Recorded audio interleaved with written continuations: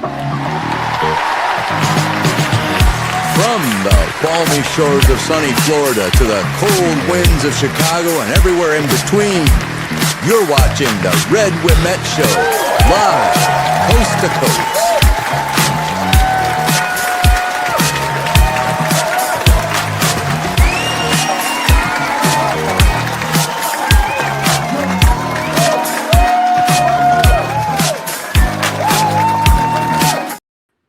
Hello, folks. Today is June 23rd, 2025, and I'm Red Wimet. And let's say hi to some folks here. We have Tim Hunt who says, see you soon, Red. Roasting hot in the Windy City today. It's 95 here, folks. Tim Peroni. Let's see. Oh, we jumped all the way up here. Hello, Red from Sycamore, Illinois. Tommy Bridges, hello to you. Christina Morris, good to see you. Tommy Bridges. And we got Tracy. How you doing, Tracy? Gamble. Linda B., how you doing? Catherine Guerrero. How you doing, Catherine? You're out in California, probably baking out there too. Or maybe California's different. I don't know. But I figured today I would just go into a story that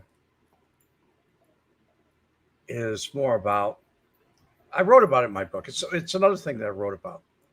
But maybe a lot of people just don't know, or it's an experience I can tell you about. 1968 was one heck of a good year for me, really was. And in that year,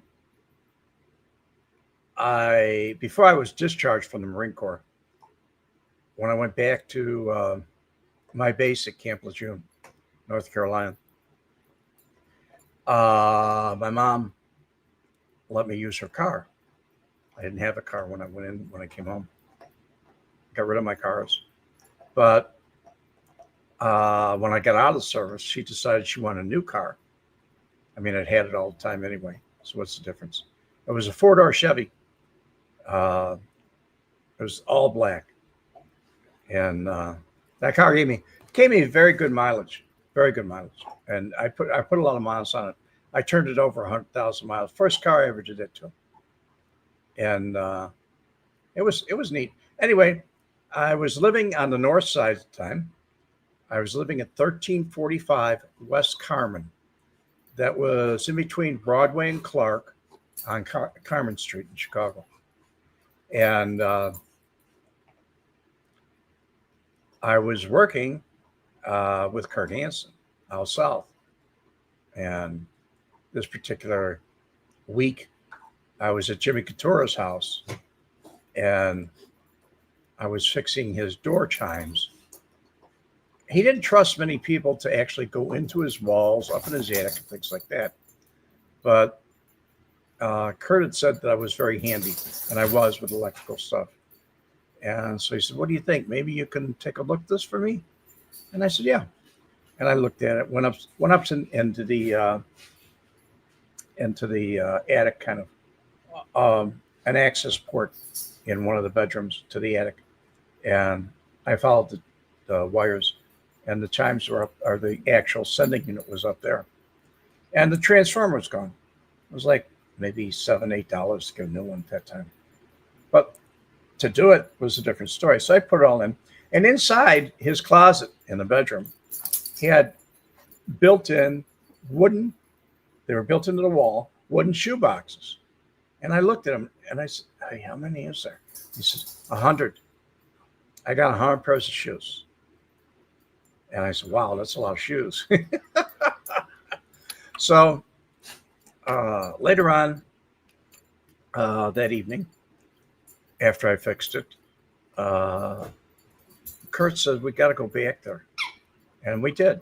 And when I got there, Jimmy Couture. He wasn't really there. It was someplace else. He was in the house, but he wasn't really where. Hey, knock it off. He was someplace where he wasn't standing around. So we were waiting in the foyer, and finally he came. He was wearing slippers when he came down. He was clothed, but he was wearing slippers and leather slippers. He said, "I want you to do something for me." And I said, "What do you want me to do?" He says, "I want you to go out to Las Vegas." And he says, "You pick me up a nice pair of shoes. And all expenses on me. Everything on me." And Kurt looked at me like, why did he get such a deal like this? And he says, "That your car out there?" I said, "Yeah." And he says, "You drive a 4-door, huh?" And I said, "Yeah." It was a black 4-door 1962 Chevrolet. And he said, "You ever get tickets?" And I said, "No." It was a 6-cylinder. Wasn't really a fast car. I had muscle cars later on in my life. But Jimmy looked at it and said, "Wow." So he gave me some money for gas, and which wasn't a lot. All I knew was a couple $100. And I drove, I think, maybe 23 hours nonstop the next day out to Las Vegas.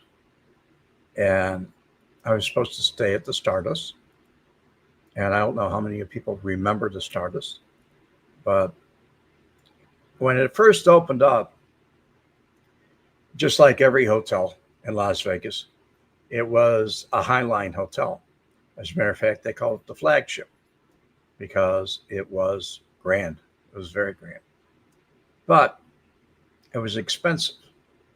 And you only got the Hollywood crowd and the wealthy crowd to stay there because that's what they attracted. Well,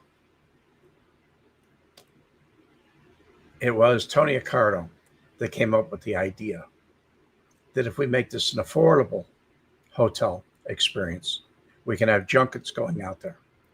The ones like to the Nitty Travel Agency in the old neighborhood. And it worked. And they put up these satellites in the back. It used to be a big parking lot back there. It was all asphalt. And they put these, it's like a motel run. There must have been like maybe 40 units per each satellite. And they started out, it went from Mercury to Pluto. All those satellites. That was the name of each one. And then you had a number in that building. So that really beefed up. Instead of paying $150 a night, which was expensive back then, and my apartment on Carmen only cost me about $90 a month. That's how cheap things were back then. And that was a beautiful apartment too. It really was. Had a safe in the closet where you could put your belongings that were expensive, stuff like that. Nice place. It's still there. But at any rate, when I got there, I wasn't staying in one of the satellites. I was staying in the main hotel. I didn't know where I was staying until I got up there and I said, gave my name. I said, "My name is, Bill, we met." And I said, "I'm supposed to stay here." And they said, "Oh yeah, I have your reservation." And they put me upstairs in the main hotel. And the guy told me, he said, "Anything you need, whatever it is, just sign for it. It's on the house." I said, "Okay." Now, Jimmy never told me anything I needed. He just told me the trip's on me. So I played little cards. I was playing blackjack. And I went to sleep. Got up about maybe 2 hours later, like I'd slept maybe 10, 12 hours, and went back to the casino. And I wear a wristwatch. So it didn't take me any time to figure out that there were no clocks in the casino. This is my first experience gambling. And I was winning. I was very much ahead.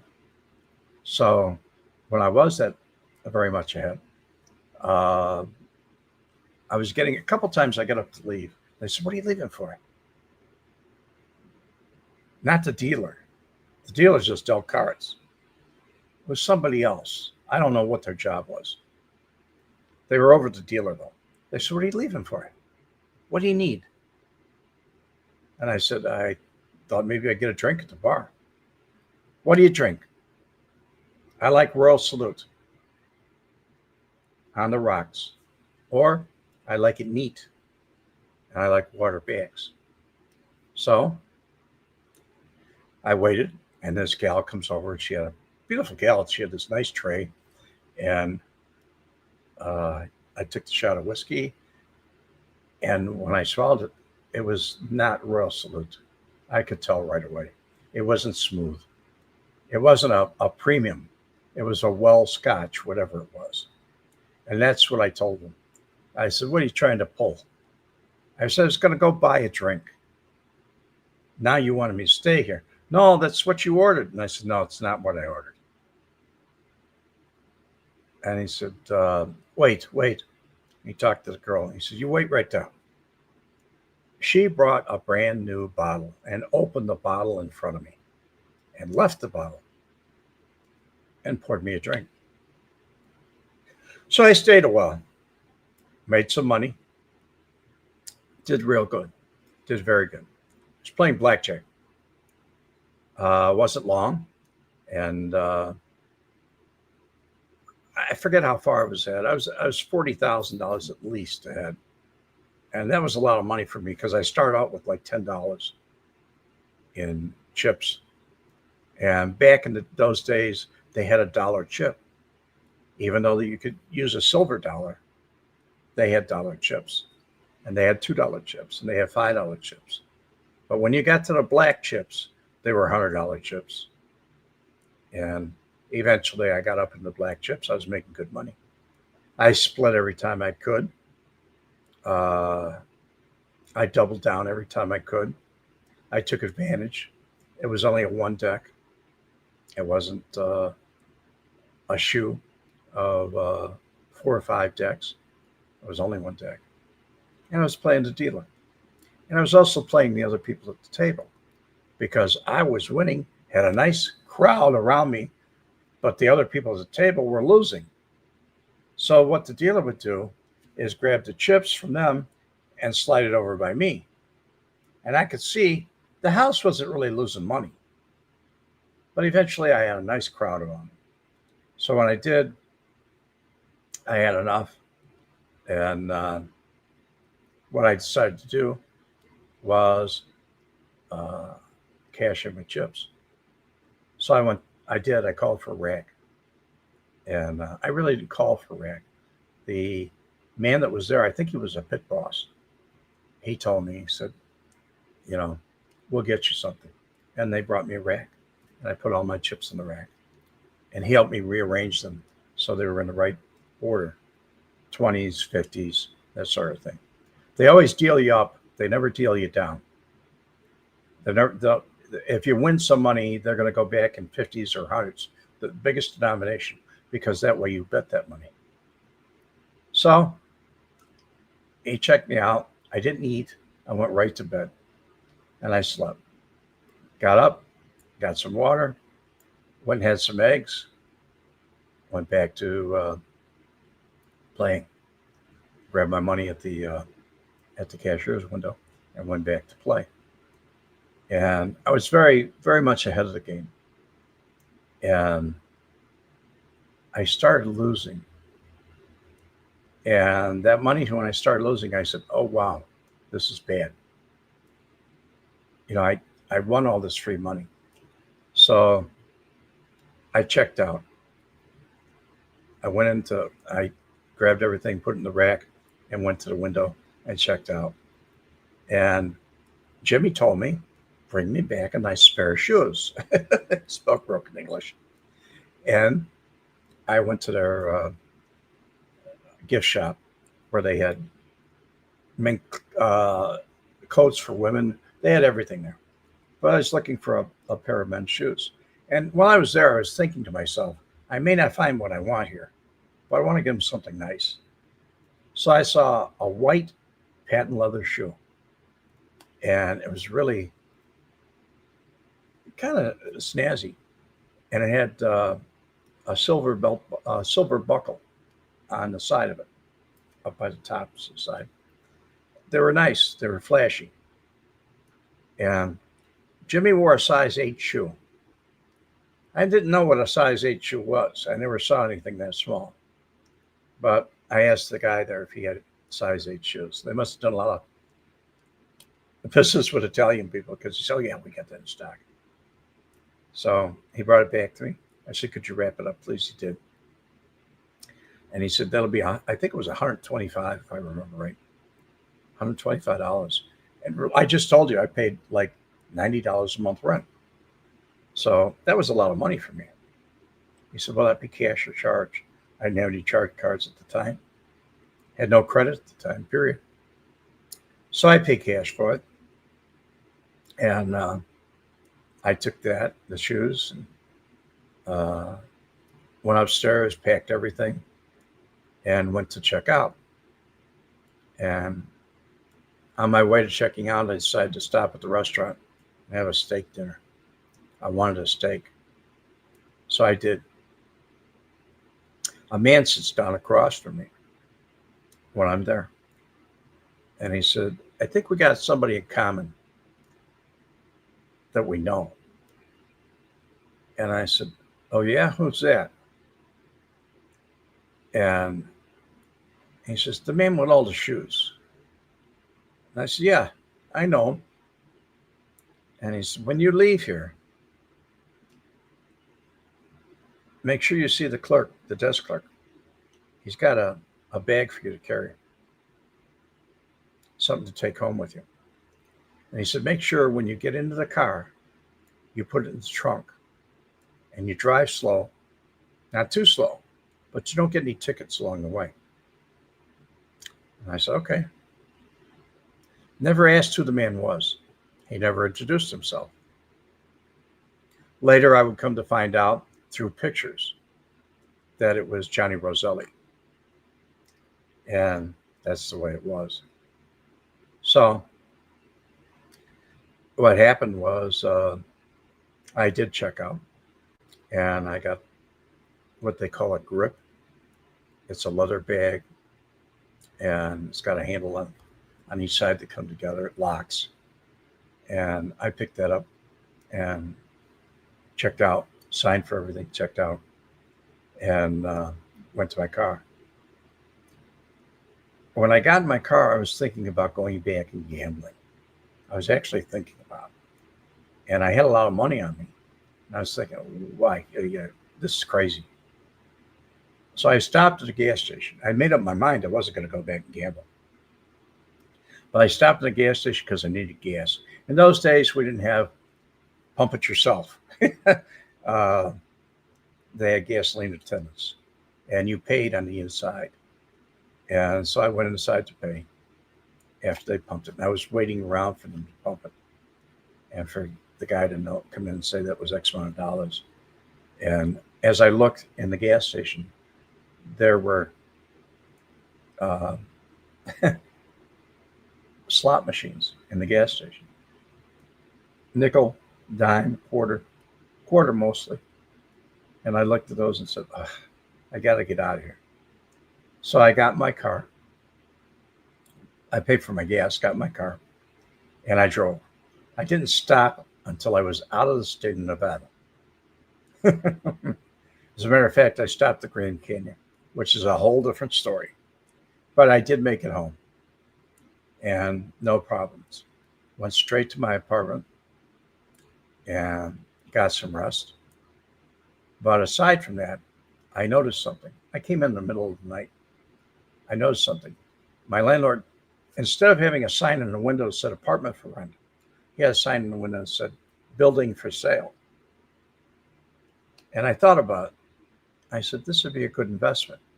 Now I can own my own place, my apartment. Plus, I can collect rent. So I did. I bought it with my own money. Talked to the landlord. He lived upstairs on the third floor. In Chicago, it's nicer. The higher you get, the more you don't have to deal with gasoline fumes and street noise and stuff like that. So that's the way it was. At any rate, uh, I bought the building. He actually was a contract purchase because I didn't have any credit of any kind. But I was always good pay. When I moved in there, I always paid like 6 months ahead in rent. I never knew what I was going to, when I didn't want to be late. That's one thing. I didn't like paying late fees. I still don't today. But I bought it. So I was feeling really good about myself. And I had to go see Jimmy. So before I went and saw Jimmy, I went and saw Kurt. You didn't just go into Jimmy's house unannounced. I mean, and I wasn't really that close to Jimmy. Kurt was. So I told Kurt, and he said, everything go all right? And I said, everything went fine. And he said, you didn't stay out there very long, did you? And I said, no. I said, I got gambling fever. It was really bad. So what happened was I picked up Kurt, and I believed he lived in Chicago Heights at the time. And we went to Oak Lawn, to Jimmy's house, and we both went up to the door. And I had his shoes in a shoebox, but it was wrapped. And I came up to the door and I gave it to Jimmy. And Jimmy says, "Oh, that's nice shoes." And I said, "Thank you for, the vacation. Thank you for the trip. I had a great time." And he said, "You got something for me?" And I said, "It's in the trunk of the car. And I'll go get it." And I was going to get it. As I went to the car, I opened up the trunk, and we didn't have a button where you push the trunk to open it up. Then you had to take the key and open up the trunk. And when I did, I was just opening up, and Kurt reached in and grabbed the bag. He said, "I'll take this." And he walked over and he gave it to Jimmy. And Jimmy put it someplace. And he said, "That's a nice." And he gave me a couple $100. I didn't tell him about the gambling. I dropped Kurt off short time after that. I think we went to Sally's and we had something to eat. We were always forever stopping at restaurants. I'll tell you, it was my game. And as time went by, Kurt and I parted company. If you want to hear that in a story, I'll tell you about it someday. But it's a whole different story about how that happened. We hadn't even started going into the business yet. We hadn't even thought about going into the business yet. I was still tending bar at the time. At any rate, long and short of it was, that was my transporter position. Later on, I would find out what was in the bag. I never looked. A lot of people ask me, "Did you ever look in the bag?" No, it was locked. Whatever was in it wasn't my business. But I assume it was a lot of money. And later on, there were a lot of people that really got into trouble for skimming. And they say the skim was going from 1972 on. It was going on before then, way before then. Just people didn't know about it. It was kept quiet. And there was nobody that was assigned to do it all the time. They took a mope like me, just some kid, 21-year-old kid, that he didn't want to get in trouble. I mean, I didn't want to get in trouble, and just sent me out to do something. Would it cost them? Hardly nothing. It didn't cost them anything. When I was out there, I even went to a show and saw Don Rickles, and that's another story. But at any rate, as time went on, I had the apartment building. I was doing very well with it. My landlord moved out, so I took his apartment. Then I had an apartment for rent. I had an apartment that I had a garage in back, And it was only big enough for 4 cars, even though it was a 6 flat, because they're up on top of each other. And I told one of the tenants to move his car out. I wanted the garage. And parking in that neighborhood was a premium. I mean, it really was a premium. It was very difficult to park on the street. And I had 2 cars at that time. I had the station wagon, and I had my 62 Chevy. And it was a Country Squire station wagon. I used it for all kinds of other things. But it was something else. So we have some people making comments over here. How you doing, Carl D? You would think Roselli, I think you mean Cafano, and Tough Tony were all involved in the scam. I think they all were. I think Roselli was involved in it too, because he was the man that approached me. Cafano went out there, I believe, in 1962, 1963, but he also went to prison in 1964 for extortion on Ray Ryan. And so while he was gone, I didn't even know about him being out there. I didn't know him at the time. But Johnny Roselli must have taken over after he left. I mean, he was in charge before then, so he might have been in charge after that. And in between the time, Tony didn't get out there. Tony Spilaccio didn't get out there until 1971. So this was 68. And I met Tony. That's the year I met Tony. A lot of things happened in 1968 for me. It was something else. Thank you, Carl, for your comment. Patty Murphy. Hey, Red. Just joining. Thank you, Guy. Hit that like button. Don't forget to subscribe. Thank you. Hey, Red, you rock. Thank you, Dan. I don't hear that too often, Guy. But when I do, I like it.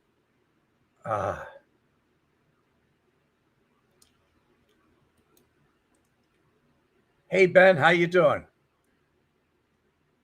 Duke. Want to say hi to the folks? Come on up here, big guy. Come on. This is Duke. Say hi, Duke. Say hi to everybody. You big guy. Is you the big guy? Up here. Duke had his bath yesterday, and he smells great. We got special doggy shampoo for him. It's oatmeal shampoo. Very nice.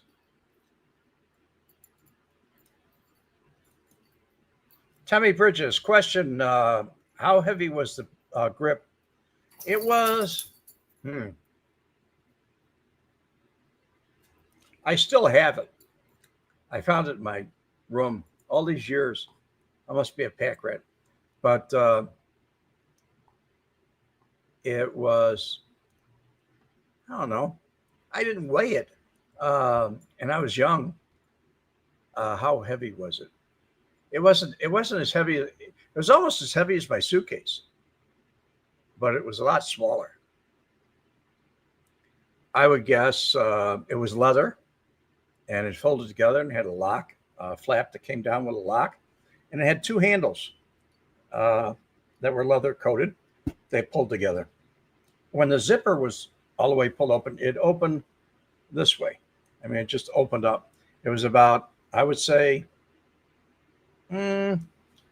about 14 inches high, about 18 inches long, and about maybe 10 inches wide. It's kind of stout. How much money was in there? I don't know. Later on, it was confirmed that it was money. Kurt told me that. So he had no reason to lie to me. Christina Morris, love listening to that story, Red. That's my favorite part of the book, especially when you see him on the news with his shoes. I forgot to mention that. I really did. Later on, 1978, 10 years after this, I was getting ready to go to a meeting at Grand and Ogden, and over by the spot, and Jimmy Kozo's place. And I got a phone call at the last minute. It was a strange phone call. I was at the door. It was early in the morning, probably maybe 7 o'clock. I was supposed to be there. Maybe 8. I don't know. But I sent Lenny around to get the car for me. And I was just getting my coat on, my jacket. And the telephone rang. And I answered the phone. The voice on the other end said, "Don't say my name. Turn on the TV. Eyewitness News. Minicam. It's on every station. Don't come into the neighborhood today." Click. So I turned on the TV, and they were talking about Jimmy being shot down, Jimmy Couture. And I looked at the newsreel, and I'll be darned, he was wearing the same shoes. It was only showing his legs because he was shot in the face. So it was showing his feet and his legs. But I could see the same pair of shoes, the same pair of shoes that I bought him. And I thought about it. It was different. It was very different. Michael, how you doing? You're logging on late? No problem. By the way, everybody that purchased a book, an autograph book for me,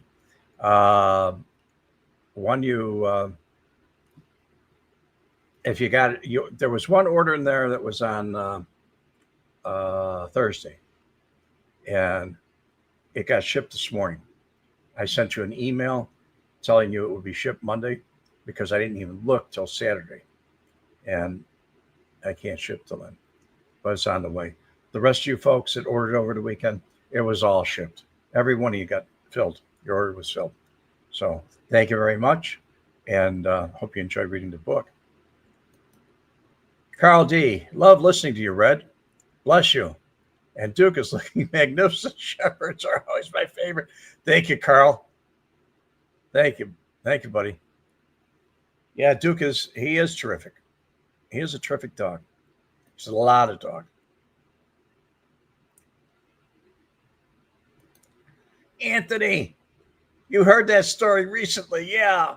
Anthony made up a story like this, almost identical. But that's a good thing about a story. It isn't exactly. It's just almost identical. That was great. Anthony, you did such a great job on that. And you are too modest. You are very good. What you do is great, guy. I really enjoy it. I put a like there. Sometimes I don't put a love. I put a like. And sometimes, I put the different kind of reading there. I don't always make a comment either. But you light up my life every day, man. You really do. Also, thank you for the intros, all of them. I'm using this one regular now. I'm going to use the same one for a while. I love it. Okay, buddy? God bless you.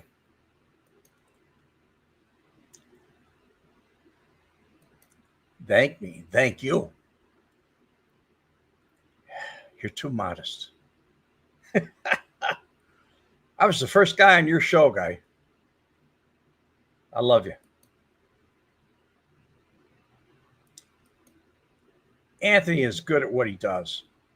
He's just too modest, that's all. He's very good at what he does, Scott H. So at any rate, folks, I answered about the size of the bag. It was made out of pure leather. It's real. It's in the other room. I'd have to get up and go get it. But there's, I don't know. It's, I've never seen another bag like it. Maybe that's why I hung on to it. Yes, he says, thank you, Scott H. Tommy Bridges. Is there any truth to Johnny Roselli being there to let Schweiss spelling and Spilaccio? And I don't know if he let them in or not. The story was told to me by Schweiss. Um, I've talked about it on other channels with other people. Uh, I don't know who let him in Marilyn's house, but as far as letting him in, they were posing as tile setters.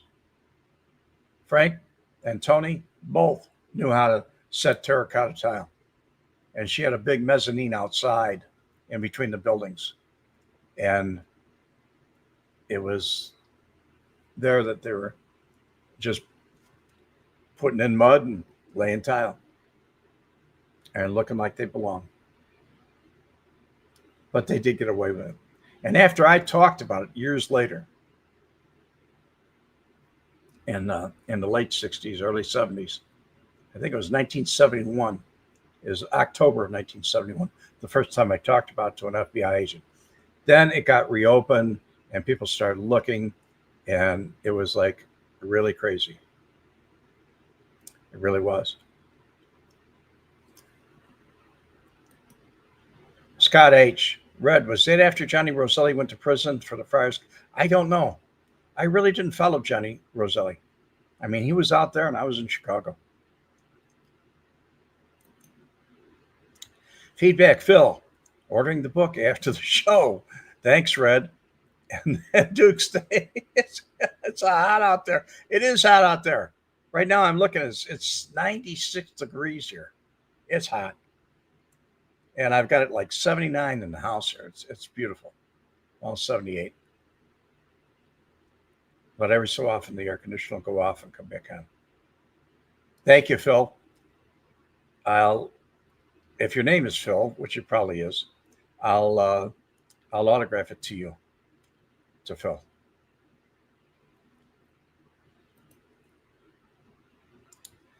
I believe, I think, as my memory serves me right, he was salt and pepper hair. He was in his late 40s, maybe mid to late 40s. And I was 21. So that was like 1968.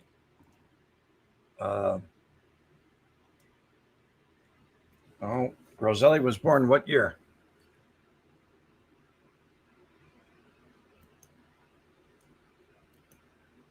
Johnny Roselli wasn't much of a tile setter. But even worse, a submariner. Yeah, I know. Yeah, that was later on. That was 1977. That was Frank Schweiss's handiwork.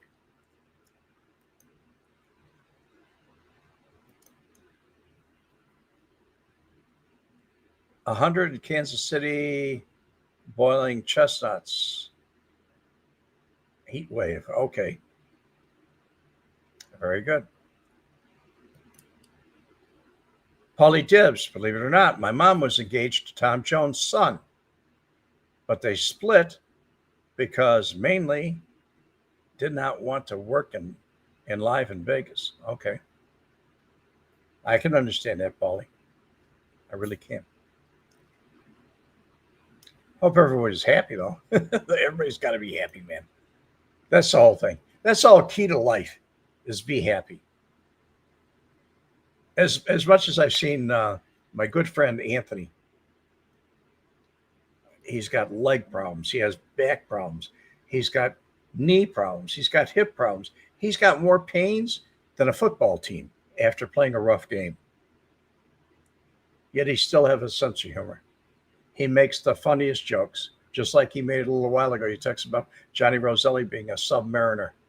Johnny Roselli's body washed up on the shores of Key West, or no, of Key Biscayne, excuse me.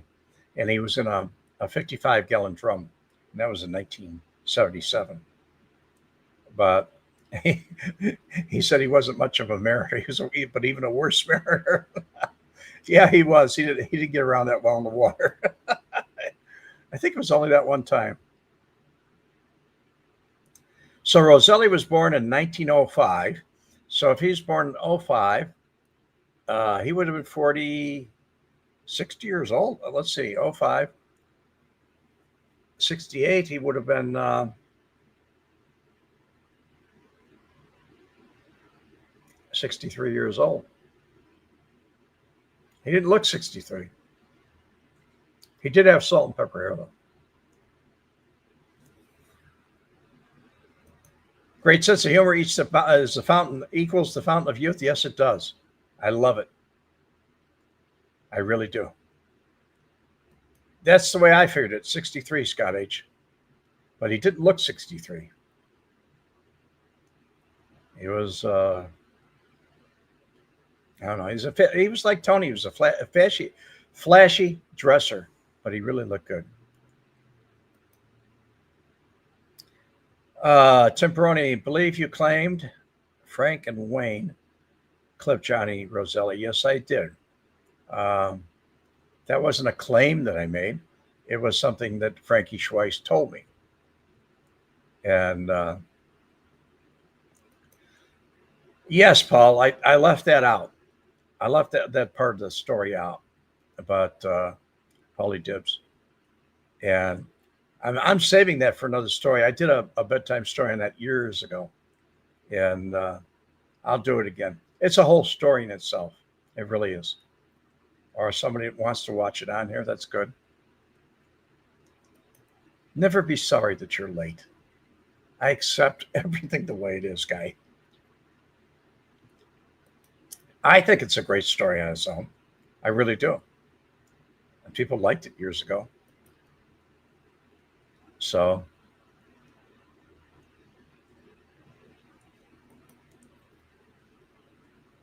your Don Rickles story is hilarious. My favorite comedian.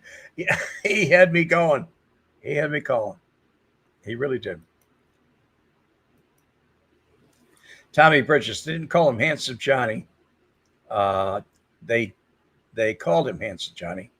He did have the Hollywood look, very much so. He didn't look 62 years old. He looked like he was in his late 40s. And I didn't know who he was. I just know he walked around like he owned the place. And he is very nice to me and very cordial. And for years, I didn't know who he was until I was looking at pictures. And when I saw a picture of him, I said, I met that guy in Las Vegas. And that's when they told me exactly who he was.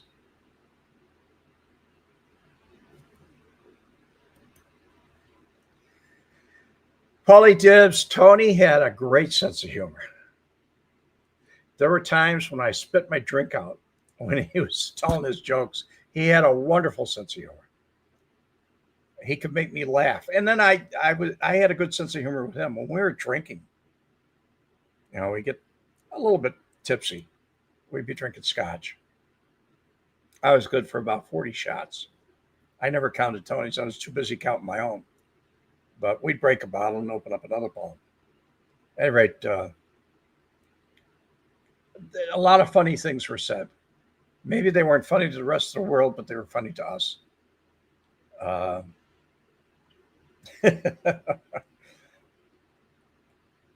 I don't think if Tony had lived, I don't think he would have been politically correct at all, because some of his jokes were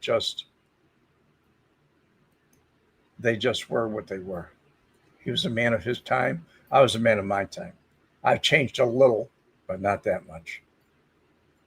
So when we joke about things, some of the things were, I'll give you a good example. There was this gal we were talking about, and he said, she was beautiful. She was gorgeous. He kept going on about how wonderful she was and how great she was in bed. And then all of a sudden, after it was all over, his face turned blank, and he said, but she had a face like a horse.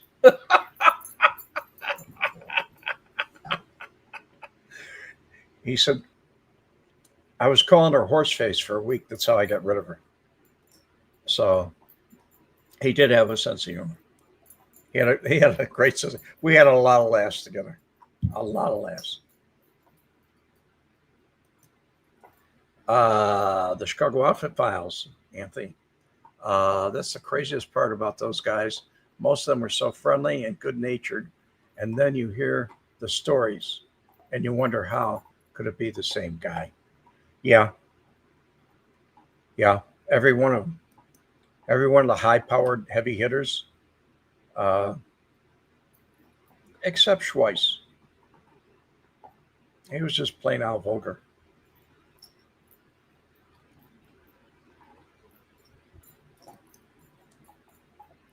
Tony and Michael were pretty brave to go to that meeting. I don't know if they were or not. Uh, they were brave to begin with. They lived on the edge. And the more I think about Tony, uh, for Pete's sake, he'd had open heart surgery a couple times, and he wasn't in good shape.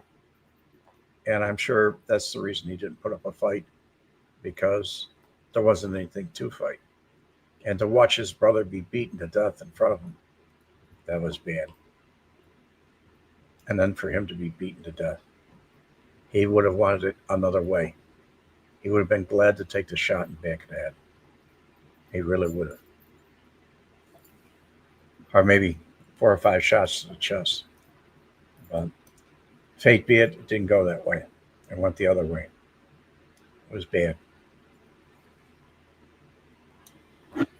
Las Vegas was it was a dream for some people, and it was a dream and fascination for me. After 1971, when Tony went out there, I didn't go out there again. I just didn't go out there again. One time I flew out there. I chartered a plane at Butler Aviation at O'Hare Airport, and I flew out to Las Vegas. That was the only time I ever did.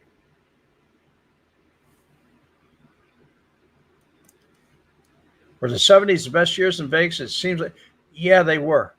They were the greatest, man. The food was good. It was great. I mean, the steaks they weren't like the ones you get now. They're all frozen and everything, and they've lost their taste. They were good steaks and good potatoes. I mean, it wasn't garbage food. It was really good food. Good buffets. I didn't really use the buffets, but they were nice. Very nice. Feedback, Phil. Sorry, Red. Couldn't wait till the show was over. Ordered your book. Let's get going on the next book. Oh, Phil. I got to look. Feedback, Phil. Let me look for you, guy. Uh,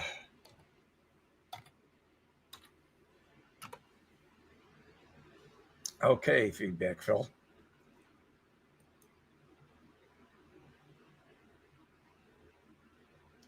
Feedback, Phil.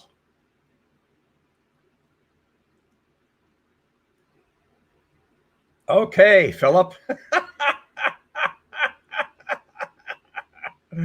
I see it. I see it, Philip.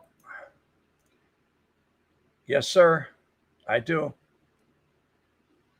Thank you, buddy. It'll be going out to you soon. I'll process it and I'll sign it to Philip. Do you want to Philip or Phil? Tell me now or forever hold your peace.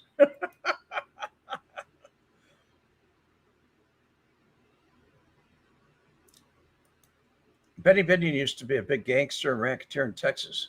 That's how he got the money to open the casino. That's what I heard. Adam Flowers told me that. Phil will be fine, thanks. And that's how it will be made out to Phil. I kind of guess on some of these when I see a name like Michael or something like that or Joshua, I just put it out to Josh, to Mike. I don't put the whole name in there.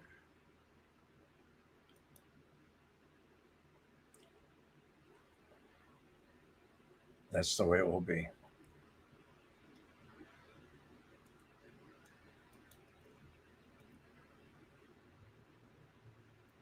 he was a pioneer in Vegas and the first to set high limits, eventually remove them entirely on some of the tables. He was a pioneer, but I don't know that much about the pioneers. Vegas was a part of my life, but a very small part. It was a lot of fun.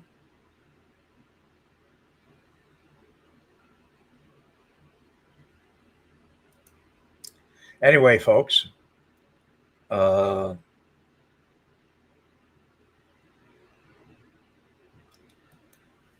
never ate there, so I really don't know.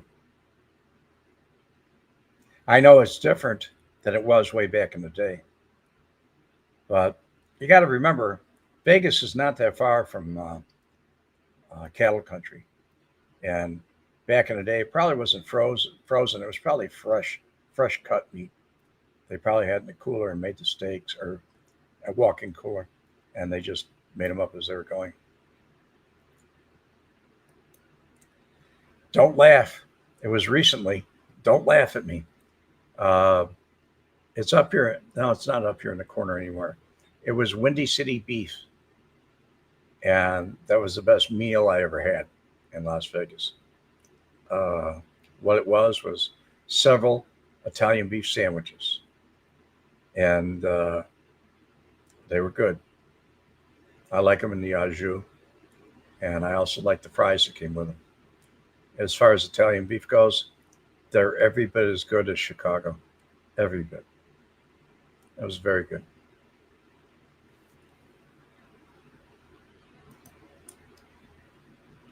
Always Star, the Golden Nugget was one of the cooler casinos downtown. Also stayed at the Plaza. Okay. You're not laughing. There's some amazing places right now in Vegas. Yes, there is. Chicago Outfit Files, be good. Best of luck to you, Red, and everyone else. Back to sweating it out at work. Thank you, buddy. Thank you. Thank you, Anthony. Thanks for stopping by. God bless you, buddy. So everybody that's left with us or anybody came in, can you please hit the like button? And if you didn't subscribe, please like and subscribe and hit the notification.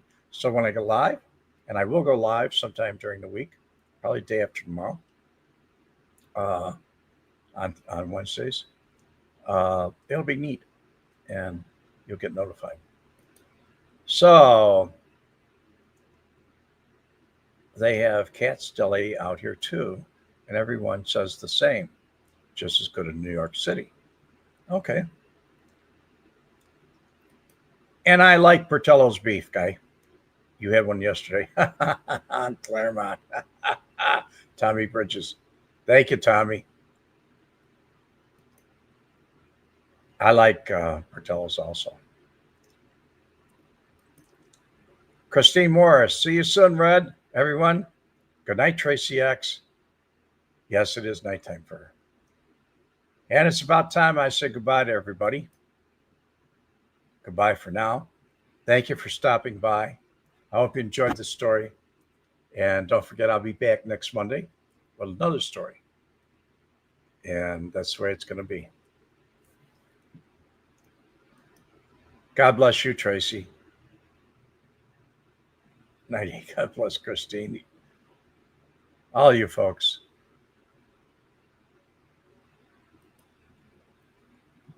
It's Red We Met. Out.